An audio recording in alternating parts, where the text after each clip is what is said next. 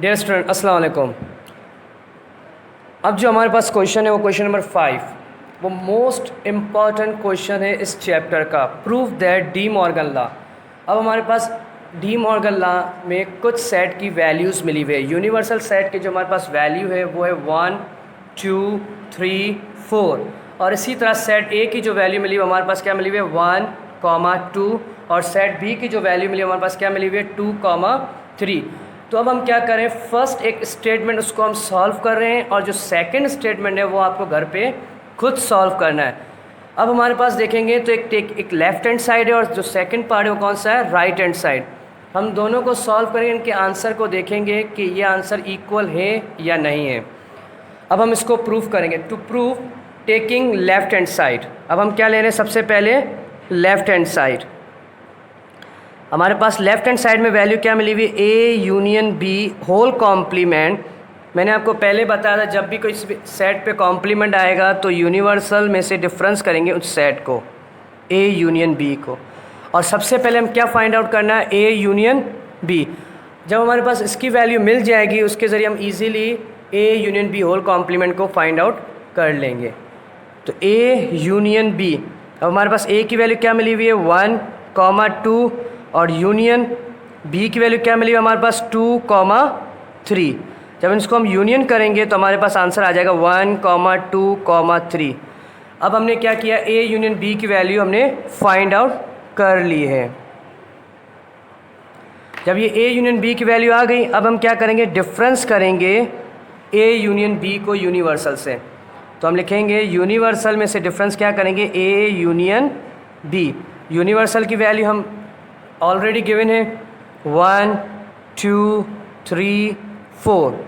यहाँ पर डिफरेंस के साइन है तो डिफरेंस के लिखेंगे हम, और ए यूनियन बी की वैल्यू क्या मिली है 1, 2, 3। अब जो सिमिलर है वो हम नहीं लिखेंगे, 1, 1, 2, 2, 3, 3। हमारे पास रिमेनिंग कौन सी वैल्यू रह गई है 4। तो ये हमें इसका आंसर मिला है।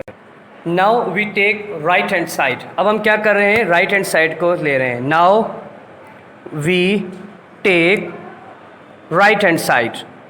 तो राइट हैंड साइड में हमारे पास जो वैल्यू है वो क्या है, A complement intersection B complement. अब हमारे पास ए कॉम्प्लीमेंट की वैल्यू गिवन नहीं है, हमारे पास किसकी वैल्यू गिवन है, सेट ए की एंड सेट बी। तो सबसे पहले हमें क्या मालूम करना है, A complement. A complement universal में से डिफरेंस करेंगे सेट ए की वैल्यू। हमारे पास वैल्यू आ गई 1, 2, 3, 4। डिफरेंस करेंगे ए सेट ए, अब हमारे पास आंसर क्या आ जाएगा 1, 1, 2, 2।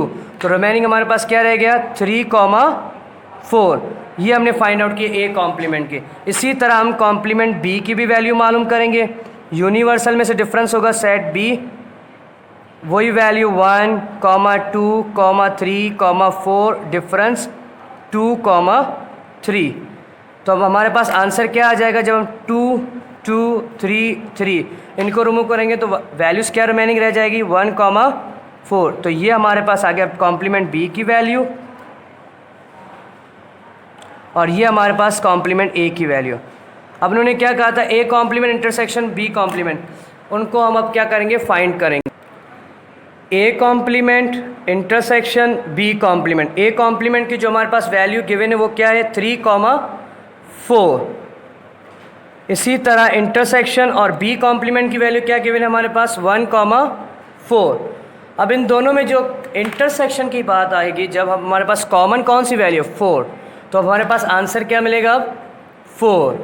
तो इसी तरह जब हम देखेंगे हमारे आंसर को, A complement intersection B complement के आंसर को, राइट हैंड साइड और लेफ्ट हैंड साइड वो दोनों इक्वल है, तो हम कहेंगे hence proof left hand side is equal to right hand side. ये हमने डी मॉर्गन लॉ का एक स्टेटमेंट प्रूव किया है। इसी मेथड से आपको जो उसका नेक्स्ट जो सेकंड स्टेटमेंट है वो आपको घर पे प्रूफ करना है, और इसको आपको लिखना भी है फेयर कॉपीज़ में, फेयर भी करना है। Thank you. अब जो मैंने पेंसिल से इसको हाईलाइट किया है, ये आपका क्या है, एक होमवर्क है जो आपको घर पे प्रैक्टिस करना है डी मॉर्गन लॉ को। शुक्रिया। एक commutative property, if set A set B and set C, proof करना है हमें, क्या करना है, कम्यूटेटिव प्रॉपर्टी ऑफ यूनियन। ये कम्यूटेटिव प्रॉपर्टी का फॉर्मूला है, एक प्रॉपर्टी है। तो हम क्या करेंगे, सबसे पहले लेफ्ट हैंड साइड को सॉल्व करेंगे, उसके बाद इसको राइट हैंड साइड को। जब इनके आंसर इक्वल आ जाएंगे तो हम ये कहेंगे कि लेफ्ट हैंड साइड इक्वल हो गया राइट हैंड साइड के। So first we take left hand side solution, जो फर्स्ट स्टेप होता है। सेकंड स्टेप हम क्या करेंगे, left hand side, A union B. अब ए की वैल्यू हमारे पास क्या मिली हुई है, 1, 2, 3, यूनियन बी की वैल्यू हमारे पास क्या मिली हुई है, 3, 5, 6। तो इसका जो आंसर आ जाएगा 1, 2, 3, 5, 6। इसी तरह now we take right hand side, right hand side लेंगे तो बी यूनियन ए। तो सबसे पहले अगर सेट बी है तो सेट बी की वैल्यू पहले आएगी, इसी तरह यूनियन की साइन और सेट ए की वैल्यू। हमारे पास जो आंसर आ जाएगा वही आ जाएगा 1, 2, 3, 5, 6। तो हमने क्या किया, ये प्रूफ कर दिया कि left hand side is equal to right hand side. इसी के साथ हमारी ये एक्सरसाइज के जो क्वेश्चंस थे वो कंप्लीट हो गए।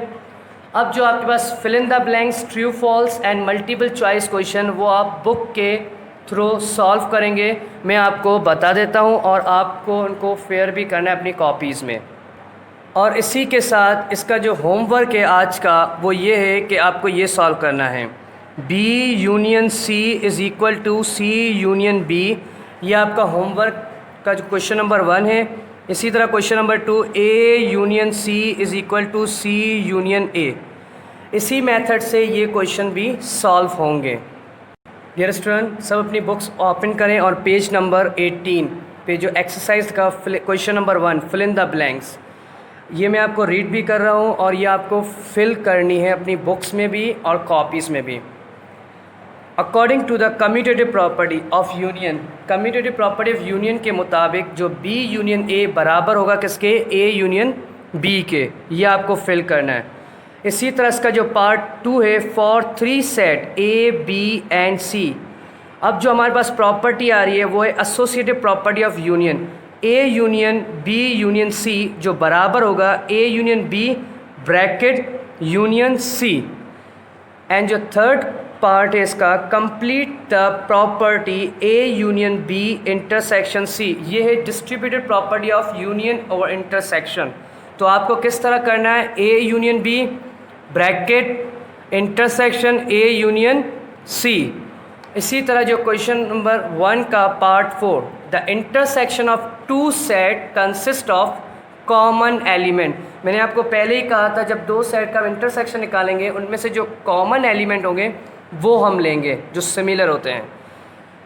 क्वेश्चन नंबर 1 का part 5, the formula for the number of subset 2 power n, जो ये फार्मूला था जो हम स्टार्ट में कर रहे थे। इसी तरह क्वेश्चन नंबर 1 सॉल्व हो गया फिल इन द ब्लैंक्स के साथ। अब हम आते हैं part 2, question number 2, true and false. A set consisting 3 element has 6 subset. ये क्या है, फॉल्स है।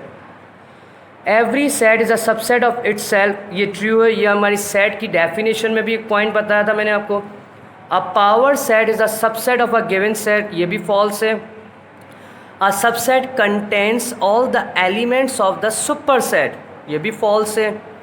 An improper subset is equal to the original set, ये सबसेट में था, तो ये क्या है, ट्रू है। इसी तरह हमारा जो सेकंड क्वेश्चन वो भी क्लियर हो गया। अब हम लास्ट मूव करते हैं multiple choice question, multiple choice question की तरफ। इसमें हमारा जो फर्स्ट जो क्वेश्चन है उसका जो ऑप्शन है वो ए है, सेकंड क्वेश्चन के ऑप्शन का आंसर डी है, थर्ड क्वेश्चन के ऑप्शन का ऑप्शन है बी, और फोर्थ क्वेश्चन का जो ऑप्शन है वो है सी, एंड फिफ्थ जो क्वेश्चन है उसका जो ऑप्शन है वो सी है। इसी के साथ हमने अपने फर्स्ट चैप्टर को कंप्लीट किया।